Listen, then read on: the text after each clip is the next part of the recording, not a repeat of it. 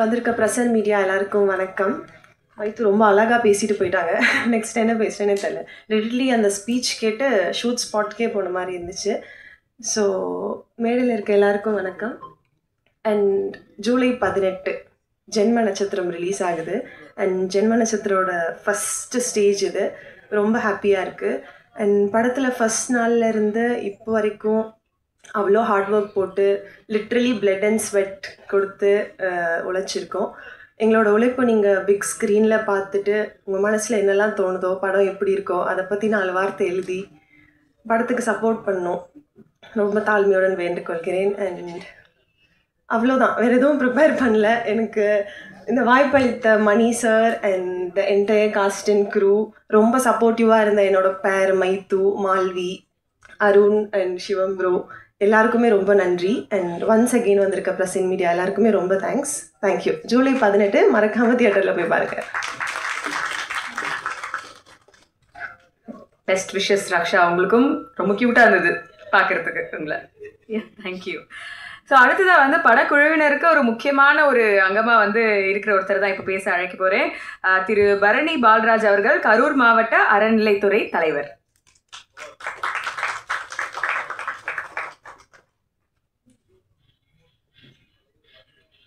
இங்கே வந்திருக்கக்கூடிய திரையுலக, கலை உலக முன்னோடிகளே, பிரபலங்களே, பத்திரிகை மற்றும் ஊடக நண்பர்களே, உங்கள் அனைவருக்கும் என் முதற்கண் வணக்கத்தை உரிதாக்குகிறேன்.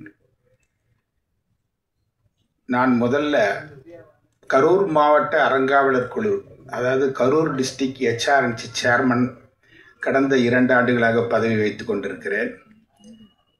அது மட்டுமில்லாமல் கடந்த 45 ஆண்டுகள் நான் ஜோதிடத்துறையில் வலம் வந்து கொண்டிருக்கிறேன். அந்த அடிப்படையில் தான் தமன் யாருன்னு நினைக்கிறீங்க, என்னுடைய பலதரப்பட்ட மீடியாவிலெல்லாம் என்னை பார்த்துட்டு 2011 தமனும் அவருடைய தாயாரும் என்னிடத்தில் முதலாவதாக ஜாதகம் பார்க்க வந்திருந்தார். கிட்டத்தட்ட தமன் அவர்களை 15 ஆண்டுகள் அவர்கள் குடும்ப வாழ்க்கைக்கு நான் ஒரு வழிகாட்டுதலாக இருந்திருக்கிறேன். என்னுடைய வழிகாட்டுதல் வளர்ந்த பிள்ளைகள் 3 பிள்ளைகள். அதில் 2 பிள்ளைகள் இந்த இடத்தில் அமர்ந்திருக்கிறது. ஒரு பிள்ளை வரவில்லை. அவர் யார் என்று சொல்லுகிறேன். முதலாவதாக ஈரோடு மகேஷ். ஈரோடு மகேஷ், அடுத்து தமன். 2 பேர்களும் உற்ற நண்பர்கள். என்னை பார்ப்பதற்காக வந்தாங்கன்னா 2 மாதம் 3 மாதத்துக்கு ஒரு முறை என்னை பார்க்காம வர மாட்டாங்க. என்னுடைய வழிகாட்டுதல் வளர்ந்த பிள்ளைகள்.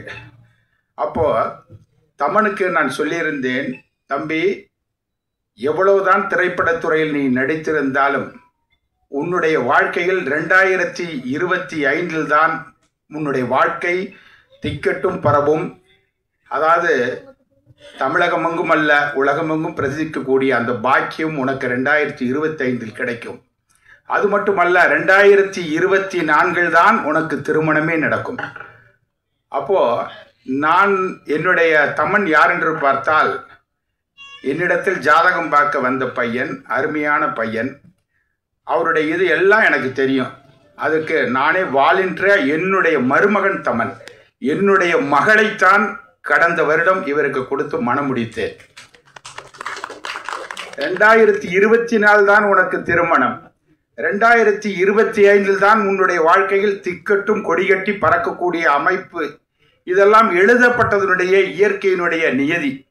அப்போ ஈரோடு மகேஷ் தம்பியும், அண்ணே எப்பனே எங்களுடைய வாழ்க்கையினுடைய சுடரொளி விட்டு பட்டொளி வீசக்கூடிய காலத்தை எதிர்நோக்கி கொண்டிருக்கிறோம்.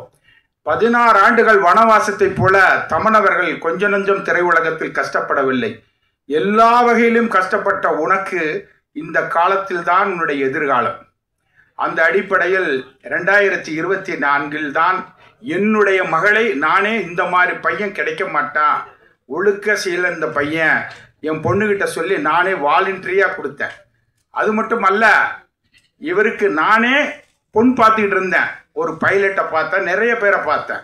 அதெல்லாம் பார்த்துட்டு அடுத்தது, இல்லையா என் பொண்ணையே நான் கொடுக்குறேன் அப்படின்னு சொல்லி முன்வந்து நான் கொடுத்தேன். அது மட்டும் அல்ல, இதில் ஒரு பெரிய, இவர் ஒரு திரைப்படத்துறையில் நடிகர்களாக இருக்கலாம் இந்த இடத்தில் இருக்கக்கூடியவர்கள். ஆனால் இன்னொன்று, நான் ஒரு நாடகத்தை நடத்தினேன் தமன் வாழ்க்கையில். நிறைய பேர்களுக்கு இது தெரியாது. என்னவென்றால், தம்பி நான் ஒரு பொண்ணு சொல்றேன்ப்பா, கரூர்ல என்னுடைய இனிய நண்பருடைய பொண்ணு, நல்ல ஒழுக்க சீலமாக வளர்த்திருக்கிறான் என்னுடைய நண்பன். அவர் ஒரு ஃபைனான்சியர், அவருக்கு ஒரு பையன் ஒன்று இருக்கு, பொண்ணு ஒன்று இருக்கப்பா அப்படின்னு. அப்படிங்களா சார், நீங்க சொன்னா பாலுங்கிணத்துல கூட நான் குதிப்பையா. ஆனா நீங்க சொல்லிட்டீங்களே எனக்கு பொண்ணு பார்க்கறேன். தமிழுடைய அம்மா 2020 வந்தாங்க என்ன பார்க்க. ஐயா என் மகனுக்கு எப்பையா வாழ்க்கையில வெடிவு காலம், எனக்கு ஒரு மருமகள் வந்துட்டா போதையான்னு. உன் மருமகள் 2024 தான்மா வரும், இன்னும் 4 வருஷத்துக்கு கிடைக்காதம்மா அப்படின்னு. என்ன சார்ன்னு கண் விழுங்கி அப்படியே போவாங்க. சார் சொன்னா கரெக்டா இருக்கும்மா அப்படின்ட்டு வானத்தை போலன்னு ஒரு சீரியல்ல நடிக்கிறார். தமன் 2020க்கு மேல நினைக்கிறேன், கொரோனா காலத்துக்கு பிறகு.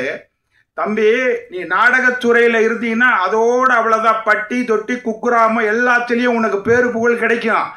ஆனா வண்ணத்திரையில் நீ ஜொலிக்க வேண்டும் என்றால் இந்த சின்ன திரையை விட்டு வண்ணத்திரைக்கு வான்னு, அப்பதான் உனக்கு அந்த ஸ்டார் வேல்யூ கிடைக்கணும். அப்படியா சார்ன்னு சொன்னவன அடுத்த செகண்ட் தூக்கி எடுத்து போட்டுட்டு கால் சீட்டை எடுத்துட்டு வெளியில வந்தார். தமனை எல்லாருமே அண்ணன் கேரக்டர்ல ரொம்ப சிறப்பா நடிச்சிருப்பார்.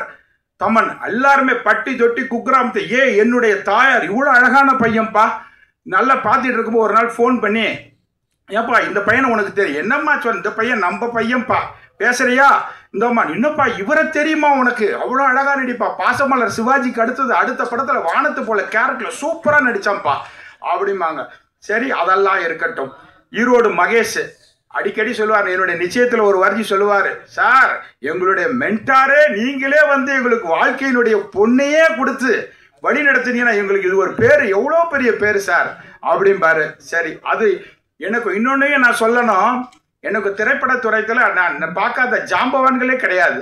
அரசியல் துறையாகட்டும், கலைத்துறையாகட்டும், மற்ற எல்லா வகையிலையும்.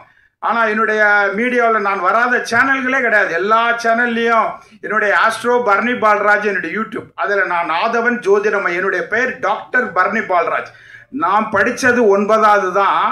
ஆனால் இன்னைக்கு HRNC டிஸ்ட்ரிக்டில் சேர்மனாக இருந்து பச்சைங்களை கையெழுத்து போடுறேன். காரணம் என்ன? இது ஒரு வாழ்க்கையில் நானும் முடியும்ன்றதுக்கு என் ஜாதகத்தில் அந்த பிராப்தம். அப்போதான் இவருடைய ஜாதகத்துகளை எல்லாம் பார்த்துட்டோமா. அப்போ இன்னைக்கு இந்த இடத்துல நான் அமர்றதுக்கு ஒரு முக்கியமான காரணம், என்னுடைய மருமகன் தமன் நான் கொடுத்துட்டேன். உனக்கு நான் 2 பிரம்மாஸ்திர பிரயோகம் மாதிரி தமிழ் திரை உலகத்தில் இருக்கக்கூடிய முக்கிய புள்ளியை நான் 2 பேரை நான் உனக்கு அறிமுகப்படுத்துகிறேன்ப்பான்னு. அப்போ நிச்சய தாம்பலம் தெரிச்ச உடனே யாருப்பா அப்படின்னு கேட்டாங்க. அதுதான் ஒன்று ரெட் ஜெயிண்டினுடைய ராஜா சங்கர் ஐயா. நானும் ஒரு அண்ணனும் திக்கஸ்ட் ஃப்ரெண்டு. ஃபஸ்ட்டு கொண்டு போய் அங்கே போய் அமர வைக்கிறேன். 2வது 2 புள்ள இங்கே வந்திருக்குது, ஒரு புள்ள வரலன்னு சொன்னேன் இல்லையா, அதான் என்னுடைய அருமை தம்பி, நான் உடன்பிறவாத அந்த சகோதரர் ரோமியோ பிக்சர்ஸ் ராகுல். என்னுடைய வழிகாட்டுதலில் வளர்ந்த புள்ள. 12 வருஷமா நான் என்ன சொல்றேனோ அந்த தம்பிக்கு வேதவாக்கு. 2024 தான் உன்னுடைய ஸ்டார், 2024 ஜனவரிலேருந்து பாபா கவுண்டிங் ஸ்டார்ட் அப்படின்னு சொன்னோடதான் கோட்டு படத்தையே சைன் பண்றாரு. சார் நீங்க சொன்ன மாதிரியே நான் கோட்டு படம் சைன் பண்ணேன். அடுத்தது குட் பேட் அகிலியே நீதாயா பண்ணுவேன்னு. அடுத்த படத்தையும் இன்னொன்னும் பண்ண போற, அதை நான் சொல்லிட்டேன். அது அவருக்கு தெரியும், மாப்பிள்ளைக்கும் தெரியும், ஈரோடு மகேஷுக்கும் நல்லாவே என்னை பத்தி தெரியும். அடுத்து இன்னொரு பல கோடி ரூபா, 100கணக்கான கோடி ரூபா போட்டு நீ படம் எடுக்க போற. உன்னுடைய வாழ்க்கையில குரு திசை வந்துருச்சு. அப்ப ஜோதிடன்னா என்னையா பரிகாரம், இந்த கோயிலுக்கு போறது, இந்த பூஜை புனஸ்காரம் பண்றதெல்லாம் இருக்கா அப்படிலாம் சுத்த அம்பக்குங்க. இதெல்லாம் எழுதப்பட்ட ரூல், ஃபண்டமெண்டல். என்னுடைய 45 ஆண்டுகள் தான் நான் இந்த இடத்துல நிற்கிறதுக்கு முழு காரணம். அந்த அடிப்படையில் தான் ராகுல் தம்பிக்கிட்ட கொண்டு போய் என்னுடைய மகளையும் என்னுடைய மருமகனா வரக்கூடிய நிச்சய தாம்பலம் தரித்த உடனே ரோமியோ பிக்சர்ஸ் ராகுல்கிட்ட கொண்டு போய் நிறுத்தினேன். தம்பி என் மாப்பிள்ளடா, என் பொண்ணையே கொடுக்குறேன்யா, நீ தான் அடுத்த படம் நடிச்சிட்டு இருக்க மாப்பிள்ள, அருமையான நல்ல திறமையான பையன், நல்ல யோகமான யோகசாலி, அந்த பையனுடைய படத்தை நீ தான்ப்பா எடுக்கணும். சார் என் தங்கச்சியவே நீங்க கொடுக்குறீங்க சார், எங்க ஐயாவுடைய மருமகன் சார், நான் பார்த்து இந்த பையனுக்கு நல்ல ஒரு எந்த படமா யார் படத்தையோ நான் எடுத்து போடுறேன் ஐயா, நம்ம படத்தை எடுக்க மாட்டேனான்னு சொல்லிட்டு ரோமியோ பிக்சர்ஸ் ராகுல், ரோமியோ பிக்சர்ஸ் ராகுல், ரோமியோ பிக்சர்ஸ் ராகுல் ஒவ்வொருத்தரும் குரல் கொடுக்குறீங்களா, அது என்னுடைய அழைப்பதன் பேர்ல ஃபர்ஸ்ட் முடிச்ச உடனே அது ஒரு தேட்டரிக்கில் போட்டு காட்டும்போது சொல்லுங்கள் சார் நம்ம 2 பேரும் பார்ப்போன்னு சொல்லி என்னுடைய அழைப்பை ஏற்று ரோமியோ பிக்சர்ஸ் ராகுல் அந்த இடத்துல வந்து உட்காந்து, நானும் ரோமியோ பிக்சர்ஸ் ராகுல், ஈரோடு மகேஷ் 3 பேரும், அது ஆடிட்டர் விஜய் தம்பி 4 பேரை இருந்து பார்த்துட்டு, படம் ஃபர்ஸ்ட் கிளாஸ் படையா, படம் நல்லா இல்லைன்னா கூட ஐயாவுக்காக நிச்சயமா எடுத்து போடுவேன் ஐயா, இவ்வளவு அருமையான படம் ஐயா. அதானப்பா என் பொண்ணையே நான் கொடுக்குறேன்னா அந்த ஸ்டார் இல்லாம நான் கொடுப்பேன்னா, ஒரு கலை உலகத்துல ஒரு பொண்ணை வந்து கொடுக்குறேன்னா எத்தனை யோசனை பண்ணுவாங்க. இருந்தாலும் என் பொண்ணை கூட நான் குறை சொல்லுவேன், என் தமனை நான் குறை சொல்ல மாட்டேன். 14 வருஷம் அவருடைய வாழ்க்கையினுடைய வழிகாட்டியா இருந்தேன். இன்னைக்கு இந்த இடத்துல வந்து உட்காந்துருக்கேன் இல்லையா, இன்னைக்கு பிரஸ் ஊடக நண்பர்கள் எல்லாம் உட்காந்துருக்கீங்க இல்லையா, இந்த படம் எவ்வளவு பெரிய பேர் எடுக்க போகுது. தமனுடைய வாழ்க்கையில தலை நிமிர்ந்து நிற்கக்கூடிய ஒரு அற்புதமான தருணம். ரோமியோ பிக்சர்ஸ் ராகுலிட்ட நேற்று, தம்பி நீ வரமாட்டேன்னு எனக்கு தெரியும், எந்த இடத்துக்குமே நீ வர வேண்டிய தருணத்தையும் நான் அடுத்த வருஷம் நான் உனக்கு குறிச்சு கொடுத்துட்டேன் சார், நீங்க போங்க சார், மேடையில் போய் அமர்ந்து 2 வரி பேசுங்க சார், உங்க வாய்க்கு என்ன வருதோ பேசுங்க சார், பேசிட்டு வெளியே முடிச்சு வந்த உடனே ஃபர்ஸ்ட் எனக்கு ஃபோன் பண்ணுங்க சார், நான் உங்களை மீட் பண்ண உங்க ஆபீஸ்க்கு வரேன், அவர் வெயிட் பண்ணிட்டு இருக்கிறார் எனக்காக. அப்படிப்பட்ட உற்ற நண்பர் தான் என்னுடைய வளர்ப்பு புள்ளதான் ராகுல். அதே போன்று இங்க விஜய் தம்பி உட்காந்துருக்கிறார், ஆடிட்டர் விஜய். ஒவ்வொரு நாளும் இந்த படத்தை சார் நல்லபடியாக கொண்டு போகணும் சார், ராகுல் ப்ரோகிட்ட சொல்லி நல்லபடியாக அழகாக அந்த டீமை அழகாக வழி நடத்தணும் சார். ஒவ்வொரு நாளும் பேசாத, தூங்கிறது கூட நேரம் இல்லாமல் அவ்வளோ ஒரு உற்ற நண்பனா இப்போ இவர் நம்மளுடைய ஆடிட்டர் விஜய் தம்பி இருக்கிறாரு. அது மாதிரி கலை உலக பிரமுகர்கள்லாம் எல்லாம் ஊடக நண்பர்கள்லாம் வந்திருக்கேன். ஒன்றே நான் சுருக்கமாக முடிச்சுட்டு நான் விலகிற நண்பர்களை, அதாவது இங்கே பத்திரிகை ஊடக நண்பர்கள்லாம் இருக்கிறீங்க. இந்த பத்திரிகை நண்பருடைய பேனாவினுடைய நுனி தலை சாய்த்து எழுதும் போது என்னுடைய மருமகனுடைய தலை நிமிர்ந்து நிற்கட்டும். வாய்ப்புக்கு நன்றி கூறி விடைபெறுகிறேன். நன்றி, வணக்கம். Thank you sir. எல்லாரும் டக்குன்னு ஒரு செகண்ட் ஷாக்கான ஒரு மொமெண்ட் வந்து, நீங்க இந்த ஹீரோ தான் என்னுடைய மருமகன் அப்படின்னு சொன்னது எல்லாருமே ஒரு ஜர்க்கொண்டு ஆனோம். ஜோசியம் பார்க்க போன இடத்துல இந்த ஒரு சம்பந்தம் அப்படிங்கிறது ஒரு சர்ப்ரைசிங்கான விஷயம். அது நம்ம படத்தோட சக்ஸஸ் மீட்ல பேசலாம் சார், அது வச்சுக்கோங்க sir. Okay sir, super sir, thank you so much sir. So அடுத்ததாக வந்து சோஷியல் மீடியாவில் வந்து நல்ல படங்கள் வருதுன்னா அதுக்கு கான்ஸ்டண்ட்டாக இவருடைய சப்போர்ட் வந்து இருந்துகிட்டே இருக்கு. இப்போ நிறைய படங்கள் இவரை பார்க்கறதுக்கான வாய்ப்பு கிடைச்சிது. சார் இன்னைக்கு பார்த்து நான் சர்ப்ரைஸ் ஆகிட்டேன் சார், நேத்திக்கு உங்களை நான் ஏதோ ஒரு படத்தில் பார்த்தேனே சார் அப்படிங்கிற மாதிரி இருந்தது. திரு கேபிள் சங்கர் அவர்களை பேச அழைக்கிறேன்.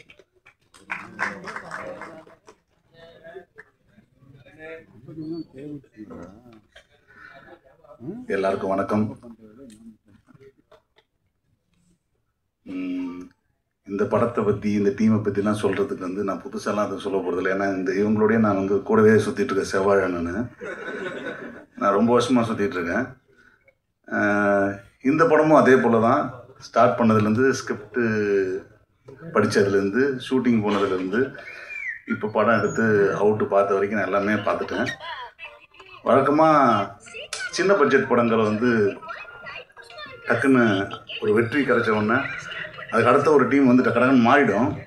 ஆனால் இந்த டீம் வந்து என்னென்னா அதே டீம், அதே டெக்னீஷியன்ஸு, விரல் விட்டு எண்ணக்கூடிய சேஞ்சஸ் மட்டும். ஹீரோயின் தான் இல்லை, ஏன்னா அந்த படத்தில் ஹீரோயினே போடல, அதனால் இந்த இதுக்கு ஹீரோயினை புதுசாக போட்டிருக்காங்க.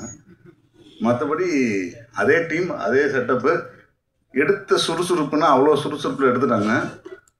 அது வந்து உண்மையாக சந்தோஷமான விஷயம். இன்னொன்று, இந்த படத்தில் எனக்கு நடிக்கிறதுக்கு வாய்ப்பு கொடுத்துற மாதிரி தரல.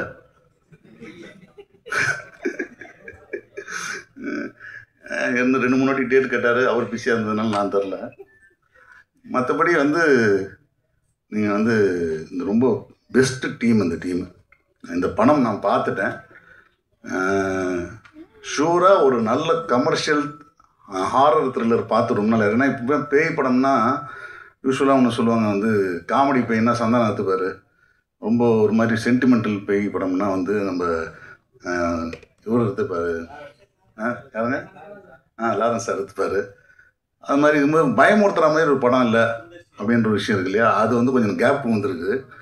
இந்த படம் அதை வந்து ஃபில்லப் பண்ணிடுவேன். ஏன்னா வந்து நான் படித்தது, எடுத்தது, பார்த்தது 3மே பார்த்துட்டேன். அதனால் எனக்கு இந்த படத்தின் மேலே மிகப்பெரிய நம்பிக்கை இருக்குது. நல்ல கமர்ஷியல் வெற்றி படமாக இந்த படம் அமையன்னு. கேஜி நான் வந்து ரொம்ப கஷ்டப்பட்டு யாரும் சொல்ல மாட்டாங்க, இந்த மாதிரி ராத்திரி ஜோரம் வந்து ட்ரிப்ஸ் எல்லாம் போட்டு இந்த கையில் அப்படி பிடிச்சி நின்றுட்டுதாருன்னு சொல்லலான்னு பார்த்தா எல்லாரும் சொல்லிட்டாங்க. ஏன் முன்னாடியே சொல்ல மாட்டீங்களா? நான் அந்த ஷூட்டிங்கில் இருந்ததுனால தெரியும் நமக்கு. கையில் இந்த சைடில் வந்து இந்த ட்ரிப்ஸ் வச்சு நின்று இருப்பார்ல, அந்த மாதிரிலாம் நின்று எடுத்தார் பாவம். ஒரு சைடில் கேமராவில் கண்ணு வச்சுக்கிட்டு. ரொம்ப நல்ல டீம், ரொம்ப அற்புதமான டீமு. அதே போல் தமன் கிட்டத்தட்ட நான் என்னுடைய முதல் 2 படங்களும் நானும் அவரும் தான் ஒர்க் பண்ணோம். மிகச்சிறந்த நடிகர். இப்போ அவர் நல்ல அவர் மாமனார் சார் இருக்கார் இல்லையா, அவர் சொன்ன மாதிரி அவருக்கு 24 தான் டைம் வரணுன்னா நம்ம என்ன பண்ண முடியும்? அது வரைக்கும் வந்து தான் பெரிய ஸ்டார் ஆகணுன்னு இருக்குன்னா இது ஆகிடு வரணுமே. ஸோ இந்த படத்தின் மூலமாகவும் சரி, இதுக்கு அடுத்து வரக்கூடிய படங்கள் மூலமாகவும் சரி, நிச்சயமாக வந்து ஒரு நல்ல நடிகருக்கான இடம் இருந்துகிட்டே இருக்குது தமிழ் சினிமாவில். அந்த இடத்த அவர் அடைவார்னு எனக்கு நல்ல நம்பிக்கை இருக்குது. நண்பனாக எனக்கு வந்து அந்த ஆசையும் இருக்குது, பேராசையும் இருக்குது. ஏன்னா அவர் ஜெயிச்சேன்னா நானும் ஜெயிச்ச மாதிரி தானே, அதனால் வந்து மியூச்சுவல் இருக்குது. அதுக்கப்புறம் அமோகம் ஸ்டுடியோஸ் விஜய் சார் வந்து இந்த படத்தை வந்து அவருக்கு சினிமா வந்து புதுசு. ஆனால் அந்த இறங்கினதுக்கப்புறம் எவ்வளோ டீட்டெயில்டாக ஒர்க் பண்ணுறாங்கன்னு பார்த்தா ரொம்ப அட்டகாசமாக இருந்துச்சு. இந்த டீமை வந்து கரெக்டாக கொண்டு போய் சேர்த்ததுலேருந்து எல்லாமே ரொம்ப அற்புதமாக பண்ணியிருந்தாங்க இந்த டீம். முக்கியமாக இந்த படத்துடைய இன்னைக்கு கதாநாயகனான தம்பி இசை சஞ்சய் மாணிக்கம், அவர் வந்து அவர் உயரம் போலவே மிகப்பெரிய உயரத்தை அடைவார். உயரமான அனிருத்துன்னு சொல்லிகிட்டே இருப்பார் அவரை. அதே போல் இந்த பாட்டு சிவன் பாடின பாட்டு ரொம்ப அற்புதமாக பாடியிருக்காப்புல. பார்க்கும்போதே தொண்டை வலிக்குது எனக்கு. இருந்தாலும் எத்தனை டேக் எடுத்தீங்களோ தெரில அந்த பாட்டுக்கெல்லாம். மற்றபடி இந்த மொத்த டீமுமே வந்து ஒரு பெஸ்ட்டான டீம், என் நண்பர்கள். ஸோ இவங்களுடைய வெற்றி எல்லாமே என்னையும் சேரும். அதனால் வந்து நான் தனியாக வாழ்த்த வயதிலே வணங்குகிறேன். நன்றி, வணக்கம். Thank you sir. அடுத்ததாக வந்து இங்கே பேச வரப்போகிறவங்க ரொம்ப முக்கியமான ஒருத்தர். இன்னைக்கு தமிழ் சினிமாவில் பல படங்கள் அண்டர் ப்ரொடக்ஷனில் இருக்குது. இது வரைக்கும் கோகுலம் ஸ்டூடியோஸ் அப்படின்னு அழைக்கப்பட்டது இனிமே பெஸ்கா ஸ்டூடியோஸ்ன்னு தான் வந்து நம்ம கூப்பிட போகிறோம். பல வருஷமாக ரொம்ப சக்ஸஸ்ஃபுல்லான ஒரு industrialist and entrepreneur Thiru Murali Kabirdas sir அவர்களை பேச அழைக்கிறேன்.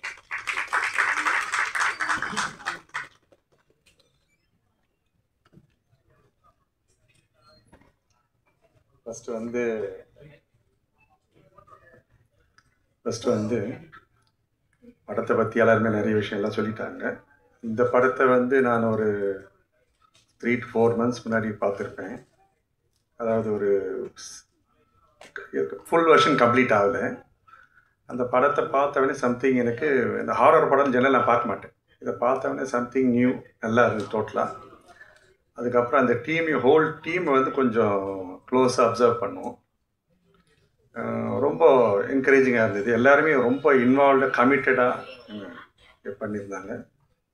So July 18th is going to be a big day. It's going to be a grand success. I wish you all the best. The whole team and music director. எங்கள் சைடில் அதே மாதிரி பார்த்ததுக்கப்புறம் ஒரு ரெக்கக்னிஷனாக எங்களுடைய நெக்ஸ்ட் ப்ராஜெக்ட்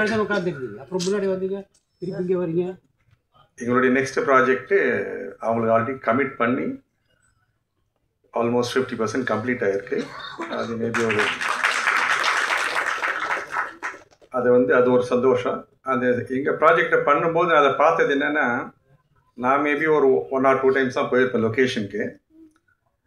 கிட்டத்தட்ட எல்லாமே பார்த்தா ஒரு 10 ப்ரொடியூசர் எனக்கு ஒர்க் பண்ணுற மாதிரி இருந்தது. ஸோ அந்த மாதிரி so committed. So keep it up. Let us do a good job. All the best.